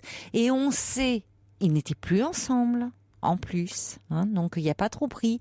Et on sait que parfois, oui, on va se rapprocher. Ils n'étaient plus ensemble. Elle peut chercher à se rapprocher du meilleur ami, parce que le meilleur ami, c'est un peu lui. Voilà. Donc c'est une façon de se rapprocher de celui ou celle qui nous manque. Je dis pas que c'est une bonne chose, mais je dis que ça peut être une illusion comme ça. Bonsoir Bruno. Bonsoir Caroline. Bonsoir. Moi j'appelais pour réagir à une jeune femme qu'on a entendue un peu plus tôt dans l'émission. Sophie. Sophie, exactement. Oui. Qui a raconté l'histoire qu'elle a vécue avec un homme avec qui l'histoire a été assez, d'après ce que j'en ai retenu ou compris du moins, assez fusionnelle, un peu magique, un peu inattendue dans son parcours de vie. Oui. Et moi j'ai connu un peu la même histoire, mais je suis un homme de fait et j'étais marié, j'avais 2 enfants et j'ai rencontré sur mon lieu de travail une femme avec qui les choses se sont passées de manière relativement progressive, mais finalement assez rapidement. Et puis on a eu envie d'aller plus loin, je pense l'un comme l'autre, chacun dans une histoire aussi. Elle avait 2 enfants également, une histoire de couple qui battait un peu de l'aile, des histoires un peu parallèles finalement, puisqu'on avait chacun 2 enfants assez rapprochés. On s'est retrouvés sur plein de choses et puis finalement on a un peu essayer d'avancer ensemble, tourner la page de notre histoire précédente, etc. Mais sur des choses qui finalement a posteriori se sont retrouvées être pas tout à fait sur un pied d'égalité. Je pense qu'elle elle était passée à autre chose, elle avait envie de construire avec moi peut-être, et moi ça a été une démarche un peu différente. Je suis tombé très, très amoureux d'elle comme jamais j'avais été avant. Mais tourner la page avec l'histoire que j'avais construite pour le coup, parce que c'était une des phrases de Sophie, son nouvel homme là n'arrivait pas à construire avec elle. Et je pense que ça c'est je sais pas, je me suis un peu reconnu en fait dans la description qu'elle faisait de cet homme, effectivement d'avoir des choses qui sont tellement précieuses et tellement fortes avec son histoire de famille précédente qu'il est difficile de s'inscrire dans une nouvelle histoire finalement. Mais j'ai pas le sentiment que cet homme lui avait une histoire de famille. Je crois qu'il avait des enfants, d'après ce qu'elle disait. Il avait des enfants et parce que moi, en fait, je réagissais un petit peu à... Enfin, entre-temps, alors qu'il était revenu avec elle, elle avait appris qu'il était avec une autre femme et qu'il n'était pas sa femme et une histoire de famille. Non, moi, j'ai pas tout à fait la même histoire avec la femme qui partage ma vie maintenant, même si l'histoire est un peu compliquée. Et qui est-elle alors ? Parce que quel choix avez-vous fait au bout du compte ? Au bout du compte, le choix qu'on a fait, c'est que moi j'ai dit à ma femme à l'époque que voilà, j'étais tombé très amoureux de quelqu'un, etc. Bon, ça a été hyper difficile pour tout le monde, tout ça, et de fait, elle a fait la même démarche. Et elle a été un peu plus loin dans les choses que moi, c'est-à-dire qu'elle a quitté son homme, elle a pris un nouvel appartement, etc. Enfin, elle a voulu s'inscrire dans une nouvelle vie pour nous deux, nous 6 au final, parce qu'on a chacun 2 enfants. Oui. Et moi, j'ai eu vraiment du mal à passer à cette phase ultérieure, c'est-à-dire que j'ai quitté ma femme, je suis parti, en revenant un peu. Enfin, j'ai eu du mal à me sortir de cette histoire de famille, en fait. Que j'avais avec, voilà. Oui, vous étiez plus très attaché à votre femme, mais en tout cas très attaché à la famille que vous aviez construite avec elle. Moi, j'étais aussi attaché à ma femme. Mais je suis tombé très amoureux de quelqu'un d'autre, en fait. Voilà.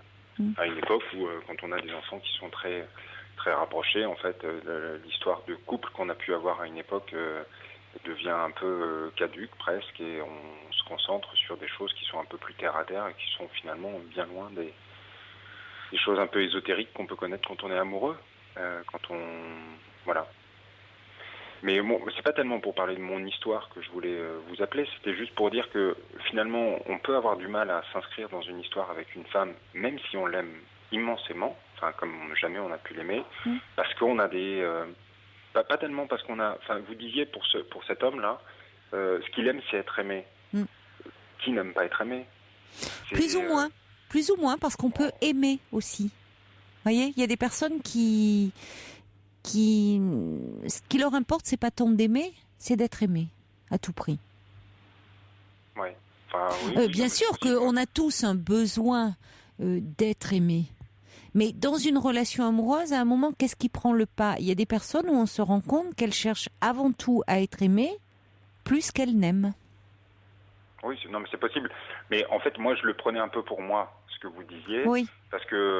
Mais pourtant, en vous entendant, très sincèrement, je trouve qu'on n'est pas du tout dans la même configuration. Je comprends très bien que vous vous soyez senti déchiré dans le contexte que vous décrivez. Entre cette femme avec qui vous étiez, pour qui vous aviez encore des sentiments, cette famille que vous aviez construite avec elle, et cette rencontre où vous avez réellement eu des sentiments très forts, des sentiments amoureux, puisque vous êtes ensemble aujourd'hui, si je comprends bien. Oui, mais c'est sur une histoire un peu compliquée. Parce que d'accord, là, j'entendais dans ce que me disait Sophie l'histoire d'un homme qui faisait des allers-retours, qui s'était séparé d'elle parce que non, finalement, c'était pas possible, il pouvait pas lui apporter ce qu'elle souhaitait, qui entre-temps s'est remis avec une autre femme, mais qui quand même était revenu avec elle. Ouais. Enfin, je trouvais quelqu'un de très très narcissique. Ouais, c'est possible, mais moi, j'ai connu un peu ça aussi, c'est-à-dire que je vois très bien que mon amoureuse, on va dire, elle a envie de construire des choses avec moi, et moi, j'y arrive pas. Enfin, j'arrive pas à passer ce stade-là de dire, voilà, je tourne une page, je recommence. Ça fait combien de temps aussi que ça cette fait 5 ans qu'on a cette histoire-là et que moi je fais aussi un peu des allers et retours, c'est-à-dire que je la quitte parce que j'ai l'impression de ne pas la rendre heureuse, qu'on ne sera jamais heureux ensemble. Et vous la quittez pour revenir vers votre ex-femme ? Non, pas particulièrement. Non. Enfin, je me rapproche de mon ex-femme entre guillemets dans le sens où effectivement on passe plus de temps en famille, mais c'est pas pour autant que je m'installe avec elle, que je vis avec elle, qu'on a des relations sexuelles, etc. On se rapproche parce que on a nos enfants ensemble, parce que. Vous lui en voulez inconsciemment à votre amoureuse, comme vous l'appelez, de vous avoir fait perdre cette famille que vous aviez construite ? Est-ce que je lui en veux ? C'est une bonne question. Consciemment, inconsciemment. Hein, je sais pas, oui, peut-être un peu. Parce que c'est ce sentiment très fort que vous avez ressenti pour elle qui fait que elle a amorcé tout de suite, elle a pris des décisions dans sa vie importantes de se séparer, et vous avez suivi, mais vous avez suivi un peu. Un peu parce qu'elle le faisait en premier. Oui. Moi, j'ai amorcé la pompe entre guillemets en allant voir ma femme un jour en lui disant, écoute, je suis tombé hyper amoureux de quelqu'un. Voilà, fallait que je t'en parle, etc. Et puis, quand j'ai dit à mon amoureuse que ça s'était passé comme ça, elle a fait la même chose, mais elle a poussé le bouchon un peu plus loin. Et alors, votre femme est seule, elle, ou elle est avec quelqu'un ? Elle a eu des hommes, mais elle n'a pas réussi à s'inscrire à nouveau, elle, dans une vie aussi. Et si elle vous demandait de reprendre la vie commune, qu'est-ce que... non. Enfin... C'est quelqu'un avec qui j'ai encore des projets, entre guillemets, de vie, parce que je la vois pas loin de moi, pour tout un tas de raisons, pour nos enfants d'abord, parce que j'ai pas envie de partir à 100 km ou à 1000 ou à 10 000 sans mes enfants et donc sans que leur mère soit là. Oui. Mais d'un autre côté, je n'envisage pas une relation... après avoir connu ce que j'ai connu avec la femme avec qui je suis en ce moment, ça me paraît difficile de revenir en arrière. C'est pas possible. D'accord. Bon, donc ça c'est clair en tout cas là par ça.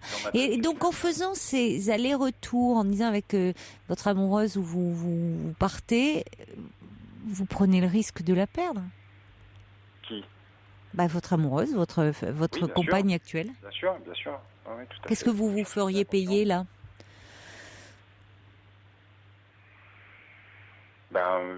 Une forme d'indécision finalement. Oui, ça va pousser à ce que, à nouveau, peut-être elle décide pour vous. Qui ? Voyez, vous savez plus qui. Mais non, mais... Qui, à votre avis ? La femme avec qui vous êtes, puisque la relation que vous avez avec votre ex-femme, vous la maintenez parce que vous avez de la tendresse pour elle, mais aussi parce que c'est la mère de vos enfants. Mais vous dites que vous n'envisagez pas de retour en arrière possible, alors que de son côté, elle est libre. Mais donc, il n'y a pas de retour en arrière possible, me dites-vous. Pour autant, vous ne vous engagez pas complètement avec celle qui fait que vous avez quitté votre ex-femme. Donc, en restant dans cet entre-deux, vous prenez le risque. Vous avez perdu votre ex-femme, mais vous prenez le risque aussi de perdre cette femme actuelle.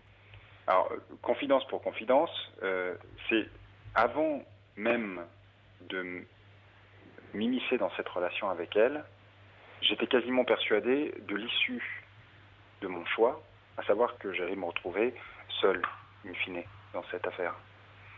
C'est-à-dire que, voilà, alors après je ne sais pas si c'est inconscient ou si c'est ce que je recherche dans le fond, de me retrouver seul, mais voilà. En tout cas, c'est... Oui, vous poussez à ça. Vous poussez à ce qu'à un moment, cette femme vous dise « ça suffit, j'en ai assez de ces allers-retours, ça me perturbe trop, ça me déstabilise et on va arrêter là ». Oui, c'est possible, ouais.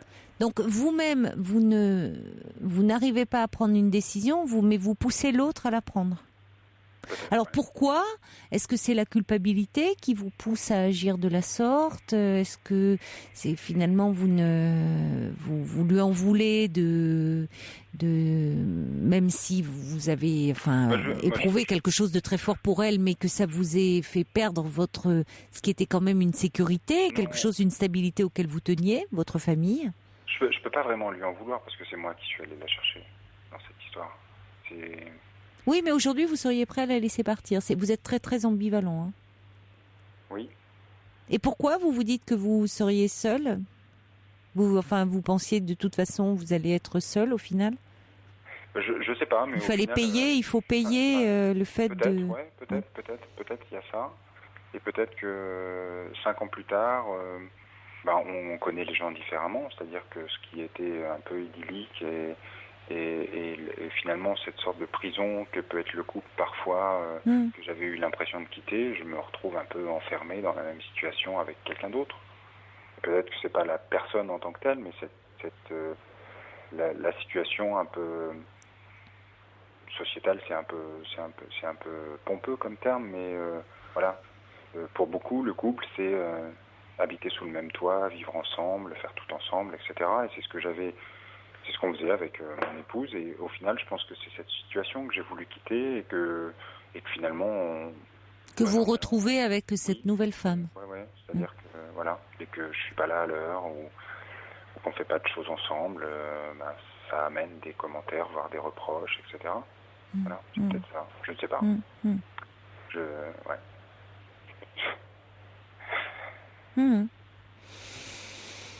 Bon. Vous n'êtes pas nostalgique pour autant de ce que vous aviez vécu avec votre épouse ? Nostalgique forcément un petit peu, parce que quand je suis avec mes enfants, je me dis c'est dommage que leur mère soit pas là quand... Oui, ce que vous acceptiez de leur mère, vous ne l'acceptez pas de celle qui était votre maîtresse. Enfin, qui l'est toujours, mais c'est pas ma maîtresse, ça s'officialise. C'est ma vie, oui, enfin votre... Oui. Vous retrouvez finalement, vous avez quitté votre épouse pour retrouver une vie conjugale avec cette femme, avec moins d'intensité qu'au départ. 5 ans plus tard, c'est ça. Voilà. Oui, donc c'est peut-être à vous que vous en voulez. C'est possible. C'est possible. Mais attention quand même, parce que même si vous dites vous imaginez seul, si vous l'étiez vraiment, je ne sais pas comment vous le vivriez. Ce serait difficile. Oui, donc il faut y penser quand même. Hein. C'est une évidence. Pour que vous y pensiez quand même, parce que il est toujours plus simple de prendre soit les décisions, de prendre nous-mêmes les décisions, même si ça crée de la culpabilité. Que de les subir. Que de les subir. Or là, vous faites en sorte que... Surtout que c'est une femme, elle sait prendre des décisions. Elle a su quitter son mari, elle a su... Alors ça, il y a quelque chose que j'ai retenu de cette affaire, c'est qu'effectivement, peut-être qu'à la différence des femmes, nous les hommes, on a un peu plus de mal sur le plan sentimental, puisque moi, dans ma vie professionnelle, j'en prends régulièrement des décisions, puis importantes. On a du mal sur le plan affectif de... Oui, ça vous insécurise plus, effectivement. Vous pouvez rester dans des situations comme ça. Mais j'ai l'impression qu'on vit finalement ça comme le fait de faire du mal à autrui, c'est-à-dire le fait de pouvoir faire souffrir. Moi, régulièrement, j'ai quitté mon amoureuse et régulièrement, je suis revenu parce que soit elle me le disait, soit ses connaissances me disaient « tu l'as fait souffrir », etc. Et je voulais pas la faire souffrir parce que je l'aime profondément, mais je suis revenu parce que... je voulais pas la faire souffrir, voilà. Alors que mais en étant dans un entre-deux, on fait souffrir, en étant dans un entre-deux. Et là, actuellement, vous faites souffrir. Oui, j'en suis bien conscient. Donc vous restez comme ça, vous vous autorisez pas à vivre pleinement les choses, vous êtes dans un entre-deux, mais qui est au final bon pour personne. Exact. Voilà. Merci en tout cas de votre témoignage. Avec plaisir. Au revoir Bruno. Bonne soirée, Caroline. Bonne soirée, au revoir. Europe 1.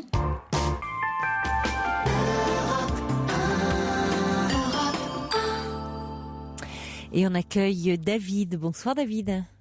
Bonsoir. Bonsoir. Bonsoir, oui. Donc voilà, comment expliquer un peu ma petite problématique. En fait, donc comme j'avais expliqué, donc en fait moi je suis un peu bloqué en fait par rapport à ma vie sentimentale. Attendez, pardonnez-moi David, Oui. mais il faudrait que vous parliez un peu moins près de votre combiné, parce que ça pardon, crachote, oui. on vous entend pas bien. Voilà. Ah d'accord, excusez-moi Caroline. Voilà, là c'est mieux, merci. Très bien. Oui, vous êtes bloqué donc dans votre vie sentimentale. Qu'est-ce qui se Sentimentale, passe? oui. C'est-à-dire que j'ai une enfance qui a été quand même très difficile, donc que ce soit à la maison, enfin avec, la relation au père, l'école, enfin bon le quartier, j'ai une enfance, enfin j'ai un bagage qui fait que bon j'ai pas une vie assez facile. Et donc au niveau amical relationnel, je suis très sociable, vraiment j'ai de l'humour, enfin Oui. la conversation. Oui. Et dès qu'il s'agit de sentiments, d'amour, c'est très compliqué pour moi. C'est vraiment... je peux même saboter des histoires d'amour qui peuvent commencer. Oui. Parce que, en fait, l'inquiétude que j'ai, c'est que... Donc, j'attire les femmes, donc j'en suis très heureux, tout ça, mais à un moment, il faut se dévoiler, et donc... j'ai un problème, en fait, j'ai l'impression que quand je vais dire... je me sens obligé de dire tout de suite que j'ai une enfance difficile, très compliquée. J'ai même une reconnaissance handicapée pour ça, pour souffrance psychique. Ah oui, à ce point-là. Oui, à ce point-là, oui. Donc, je suis quelqu'un... Vous avez été un enfant maltraité? Qu'est-ce qui s'est passé avec votre père? Maltraité, oui, et pas le seul, parce que j'ai des frères et sœurs, donc on est tous un peu cabossés par la vie, donc... on a eu un père très très violent, pas spécialement physiquement, mais au niveau du psychologique, le harcèlement, les humiliations, les insultes. Donc il a été violent avec ma mère, donc on a tout un bagage. Et donc au niveau de l'estime de soi, ça vole pas très haut. Si quelqu'un me fait un compliment, je me retourne, je me dis il y a sûrement quelqu'un derrière. Enfin c'est à ce point-là, quoi. Donc du coup. Dès que c'est l'amour, là c'est très compliqué. Oui, vous sentez pas à votre place. Si quelqu'un, alors déjà les compliments vous mettent mal à l'aise. Ah oui, très mal à l'aise. Et alors si en plus quelqu'un, si vous sentez que quelqu'un est en train de tomber amoureux de vous, là vous comprenez pas. Vous vous sentez pas digne de ça. Oui, franchement oui. J'ai eu une dispute avec. J'ai quand même eu 2 histoires, mais bon, la dernière, donc elle date de 6 ans, donc on s'est disputé parce que elle me disait je t'aime, mais je lui disais mais tu es sûr que c'est bien moi que tu aimes? Donc bien sûr elle s'est fâchée et elle avait raison. Bah oui, au bout d'un moment, bien sûr, elle peut pas à chaque fois vous donner une explication de texte et pourquoi, comment, enfin ça. Oui. Donc j'en souffre en fait, Oui, je comprends. Oui, c'est parce que c'est dommage. Vous dites que vous sabotez vous-même les histoires. Oui, c'est vraiment ça. Et pourtant vous êtes extrêmement conscient de ce qui est en jeu. Vous analysez bien les choses. Donc vous n'avez pas fait un travail sur vous pour essayer un peu de vous débarrasser de cette image, de ces images si négatives qui vous collent à la peau là. Je le fais toujours. D'accord. J'en parle peut-être plus très assez justement de ce blocage au niveau d'une histoire d'amour, quoi. J'en parle plus vraiment en fait.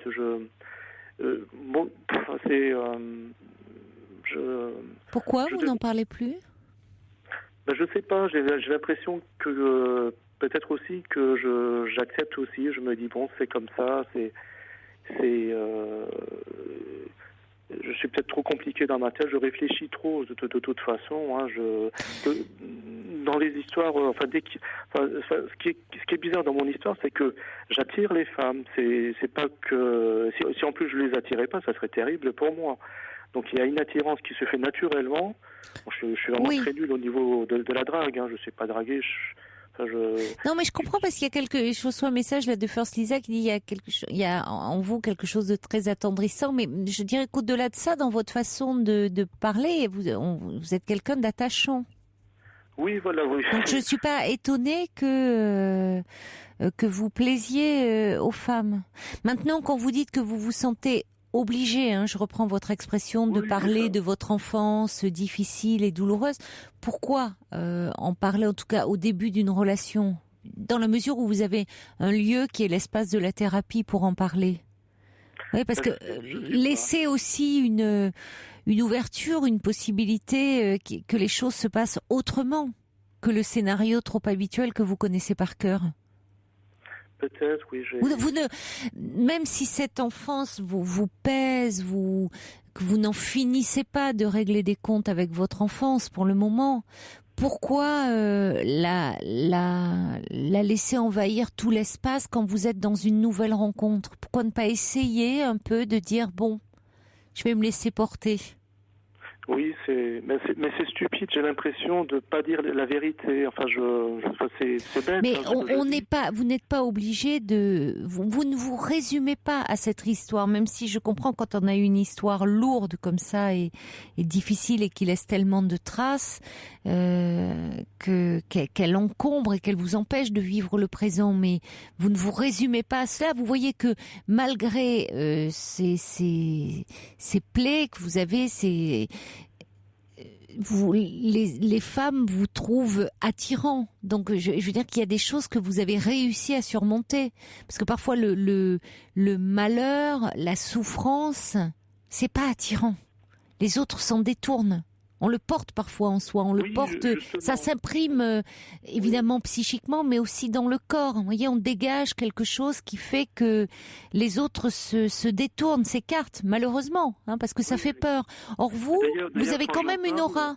Oui, d'ailleurs, quand j'en parle, c'est vrai que quand j'en parle, que je me sens obligé, comme si je cachais la vérité ou je mentais, donc j'en parle presque pour me convaincre que non, tu ne mens pas. Enfin. Oui, mais vous avez besoin, vous, certainement, de pouvoir vous raconter cette histoire et la raconter à un moment. Vous allez aussi vous la raconter différemment, cette histoire, de la mettre en scène presque, votre histoire, mais pas avec n'importe qui, c'est-à-dire pas dans le cadre d'une rencontre amoureuse. Oui, c'est peut-être. Parce que vous la chargez. Vous ne mentez pas. Vous ne dites pas, dans un premier temps, ce qui est votre histoire, votre enfance, mais vous pouvez vous concentrer sur ce que vous êtes en train de vivre, sur le présent. Oui. Je me pose trop. Je pense trop à ce que l'autre pense aussi. Donc. Oui, mais vous lui attribuez, vous lui prêtez des sentiments qu'il n'a pas.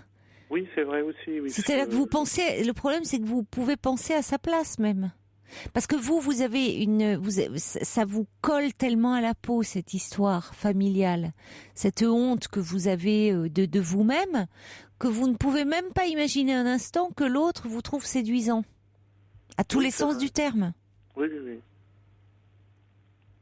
D'ailleurs, au niveau relationnel, vraiment, je suis quelqu'un qu'on apprécie vraiment, parce que je suis joyeux, alors l'humour, enfin vraiment. Oui, oui, vous me dites oui. Et c'est vrai que je reconnais que j'ai ces qualités-là, donc j'arrive quand même à me dire tu as telle et telle qualité. Mais, oui, vous n'êtes pas accablé, terrassé par cette histoire qui ferait que vous seriez écrasé par ce poids du malheur. Vous avez réussi à transformer. J'ai fait un sacré travail. Certainement. Oui, par rapport à il y a 5 ans ou 10 ans, je suis plus le même, et heureusement d'ailleurs. Mais j'ai encore ce petit blocage. Je pense vraiment avoir fait avoir fait de la route, avoir cheminé. Ah oui, certainement, pour pouvoir. Oui. C'est une forme de libération que j'essaie de faire, c'est vrai. Et le dernier truc qui me manque, c'est ou alors je me dis je connais peut-être pas la psychologie des femmes, donc je sais pas m'y prendre. Non, mais c'est pas une histoire de psychologie des femmes. Regardez, la preuve, c'est que à un moment vous avez du mal à vous laisser porter. Ce que dit Ninon, essayez de vous concentrer sur le présent et de vous laisser. Si vous avez du mal, vous, un peu à penser à vous aimer, vous laissez-vous au moins porter par l'amour que l'on a pour vous. Oui. Et le passé, cette histoire qui est pesante, parlez-en à votre thérapeute, mais laissez-la de côté dans une histoire d'amour. Parce que vous avez beaucoup de belles cartes dans votre jeu. Oui. N'oubliez pas, ne l'oubliez pas. Faites-vous confiance et puis dites-vous que vous avez déjà sacrément avancé dans votre travail, donc il n'y a pas de raison que ça ne continue pas. Merci beaucoup en tout cas de votre appel, David, et bonne chance à vous. Au revoir. Belle nuit à vous. Faites de beaux rêves. Il est 1h sur Europe 1, l'heure des infos présentée par Laurence Gontier.